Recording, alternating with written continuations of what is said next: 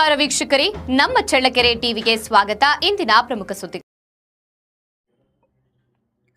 ಚಳ್ಳಕೆರೆ ತಾಲೂಕಿನ ಹುಲಿಕುಂಟೆ ಗ್ರಾಮದಲ್ಲಿ ಹಾಲು ಉತ್ಪಾದಕರ ಸಹಕಾರ ಸಂಘದ 2025-26ನೇ ಸಾಲಿನ ಸರ್ವ ಸದಸ್ಯರ ವಾರ್ಷಿಕ ಮಹಾಸಭೆ ಸಂಘದ ಅಧ್ಯಕ್ಷ ಎನ್ ಮಂಜುನಾಥ್ ಅವರ ಅಧ್ಯಕ್ಷತೆಯಲ್ಲಿ ನಡೆಯಿತು. ಶಿಮುಲ್ ಜಿಲ್ಲಾ ನಿರ್ದೇಶಕ ಬಿಸಿ ಸಂಜೀವ್ ಮೂರ್ತಿ ಕಾರ್ಯಕ್ರಮ ಉದ್ಘಾಟಿಸಿದರು. ಸಂಘದ ವಾರ್ಷಿಕ ವರದಿ ಹಾಗೂ ಮಾಹಿತಿಯನ್ನ ತಾಲೂಕಿನ ವಿಸ್ತರಣಾಧಿಕಾರಿ ನಯಾಜ್ ಬೇಗ್ ಅವರ ಸಭೆಯಲ್ಲಿ ವಿವರಿಸಿದ್ದಾರೆ. ಸಂಘಕ್ಕೆ ಅತಿ ಹೆಚ್ಚು ಹಾಲು ಪೂರೈಸಿದ ಎಂ ಜಯಣ್ಣ ಅವರು 14,000 ಲೀಟರ್ ಹಾಲು ಪೂರೈಸಿದ್ದು ಅವರಿಗೆ ಪ್ರಥಮ ಬಹುಮಾನ ನೀಡಲಾಯಿತು. ಜೆ ರಂಗಸ್ವಾಮಿ ಅವರಿಗೆ ದ್ವಿತೀಯ ಬಹುಮಾನ ಹಾಗೂ ಸಂಘದ ಎಲ್ಲ ಹಾಲು ಉತ್ಪಾದಕರಿಗೆ ಸಮಾಧಾನಕರ ಬಹುಮಾನಗಳನ್ನು ವಿತರಿಸಲಾಯಿತು.